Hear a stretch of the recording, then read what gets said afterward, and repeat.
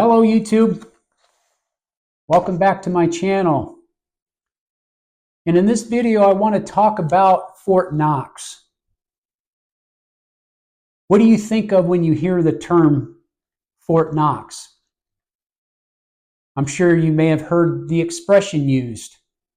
Boy, that place is secure as Fort Knox. Trying to get into that place, boy, it's like trying to get into Fort Knox. I was stationed at Fort Knox myself when I was in the Army. I did my last 3 years and retired from Fort Knox, Kentucky. Fort Knox, as many people know, is the installation, Army installation there. And adjacent to Fort Knox is the United States Bullion Depository. I used to drive by it every day as I entered and exit Fort Knox. Fort Knox originally started as Camp Knox in 1918, became a permanent post in 1932, and they built the Gold Vault in 1936. I even have a replica of a Fort Knox gold bar that's in Fort Knox. I wish this was real, but no, it is just a replica. And in the back it says 9.999 fine gold.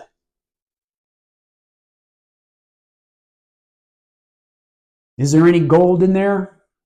I don't know. But I noticed when I was there, the place is still guarded. What's in there? I don't know. But for many years, it was the home of the U.S. Army Armor Center and school, and was used to train Army and Marines, to train crews on American tanks of the day. And then later, the school moved to Fort Moore, Georgia, formerly known as Fort Benning. Interestingly, my grandfather, he retired out of Fort Knox, Kentucky himself. He did 20 years in the Army. He did track vehicle maintenance. And he retired there at Fort Knox, stayed there, and then he did another 20 years working there at the armor school. He did 20 years as a Department of the Army civilian teaching track vehicle maintenance. So anything about a tank, my grandfather knew them.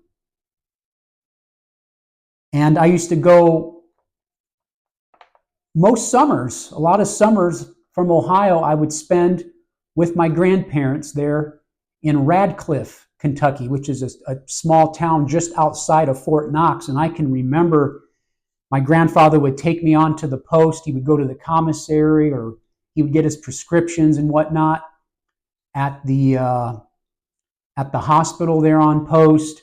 And I still remember as a kid seeing the tanks driving around.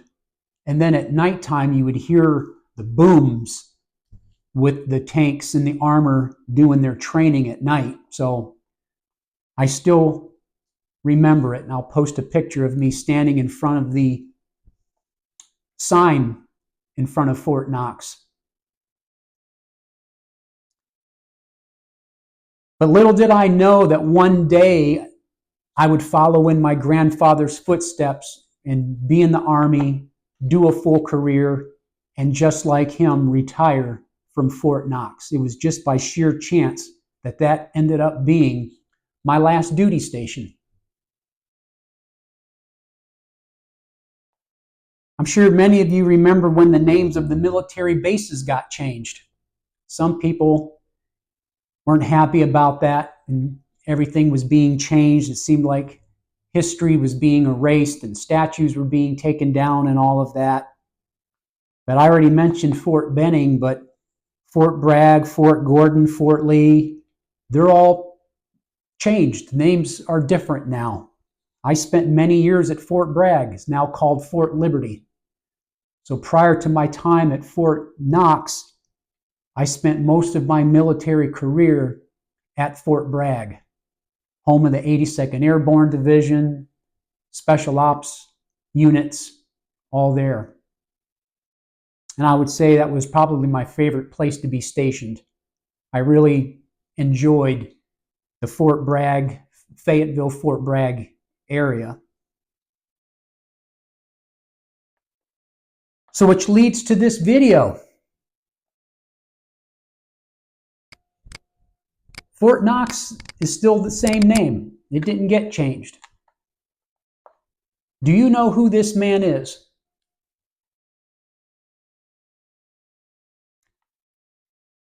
Well, I'll tell you. That is Henry Knox. Fort Knox was named after him.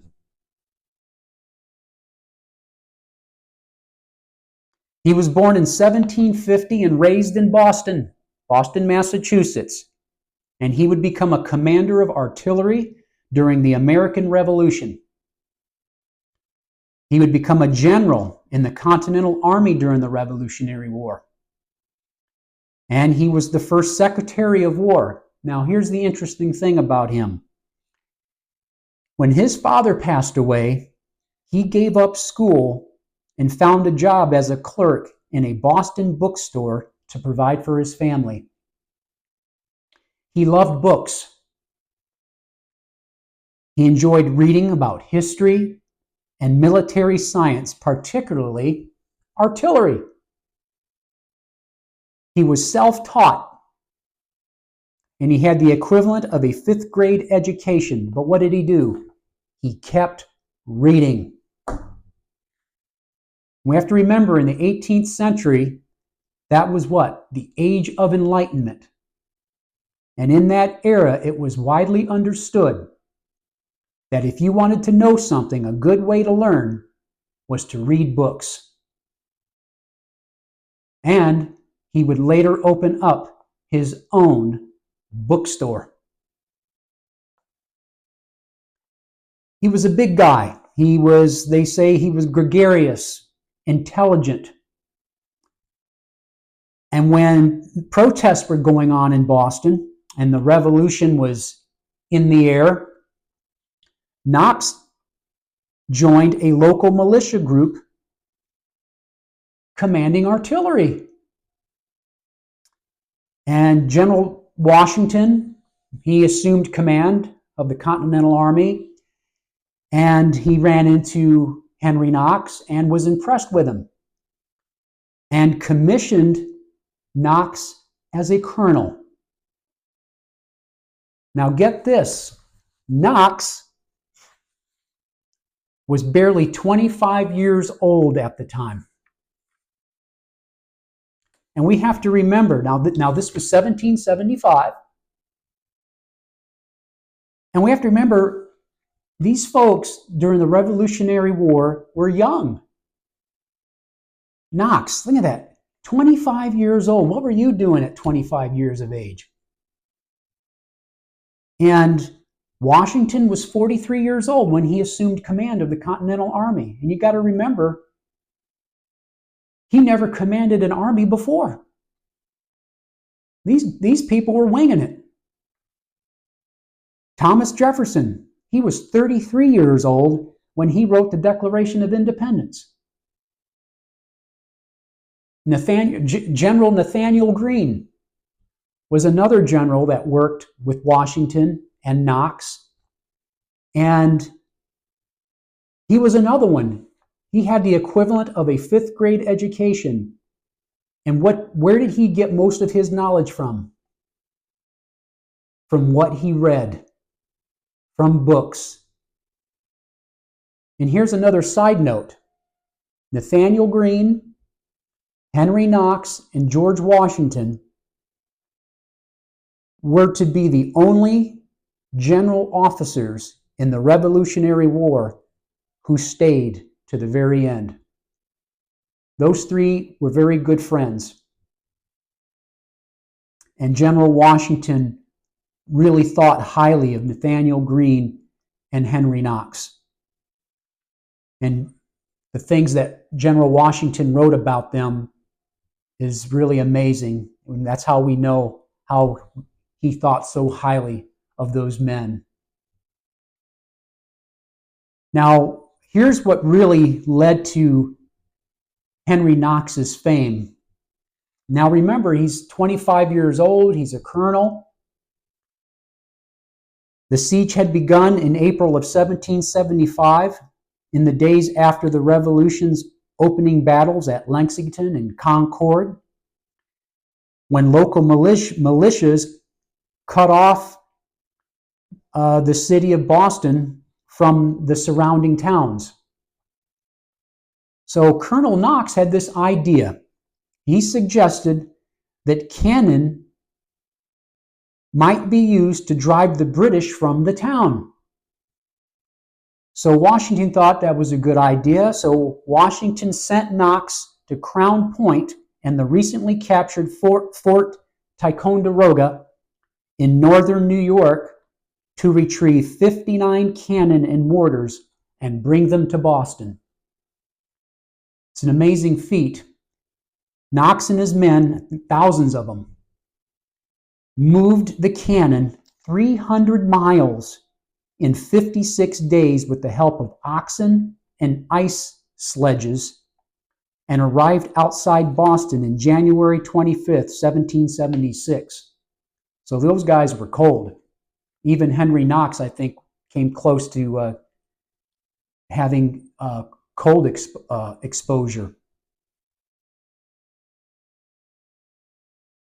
So he brings all that equipment to Boston, and Washington, being impressed, he appoints Knox as the chief of the Continental Army's artillery. Now, when the powder for the cannon finally arrived, the Americans began firing on Boston on March 2nd, and on March 4th mounted the largest guns on Dorchester Heights. And then March 5th, the British wake up and they see those guns up there. And General Howe, their commander, he was quite impressed with it. And the British fire couldn't reach Washington's forces. And so what did the British do? They loaded their ships and withdrew to Halifax, Nova Scotia, on March 17th. So it was because of what Henry Knox and all those men and volunteers did, bringing down all those miles in the cold, in the snow, and that being a success, the Army was able to secure one of its earliest victories at Dorchester Heights there on March 17th, 1776. Henry Knox.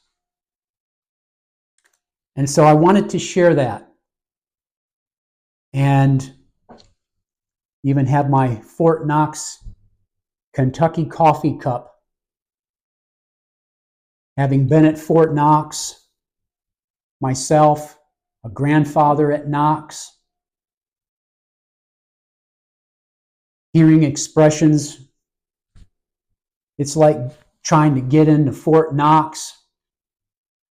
You hear about the economy and how the dollar's not backed by gold. And so it resonates with me. And then even having a replica gold bar. And I shared the story. And I find inspiration in it. And our founding of our nation, when we celebrate July 4th, our Independence Day. And I think a lot of these people that were so instrumental in the success of the revolution, some of them are forgotten. We don't remember Henry Knox, Nathaniel Greene, and many others.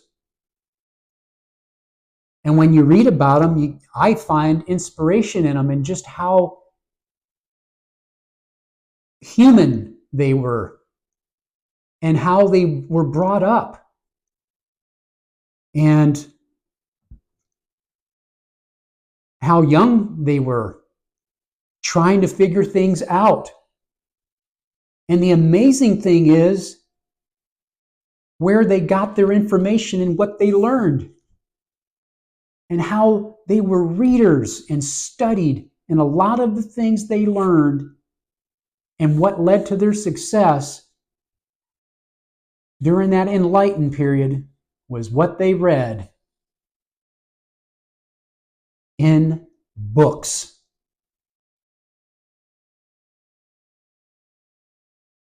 They read. And I remember even in the military, the expression, leaders are readers. They read, they studied, they figured things out, they adapted, they overcame. And these people back then didn't give up. They didn't give up. And that's what I wanted to share, so that when you hear of Fort Knox, one of the bases whose name still remains, hasn't been changed, maybe now you'll think of it differently. It's not all about the gold vault and the former armor school, but it was named after an actual man, Henry Knox, and the amazing thing that he and his men and volunteers accomplished, leading to the success there at Dorchester Heights. Even though it was still a hard trudge through, Washington and his army, and failure after that, and it wasn't looking good.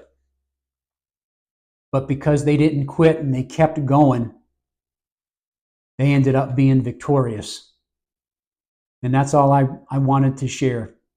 So hopefully you got something from that, learned something. Anyway, that was all, and I will see you on the next one.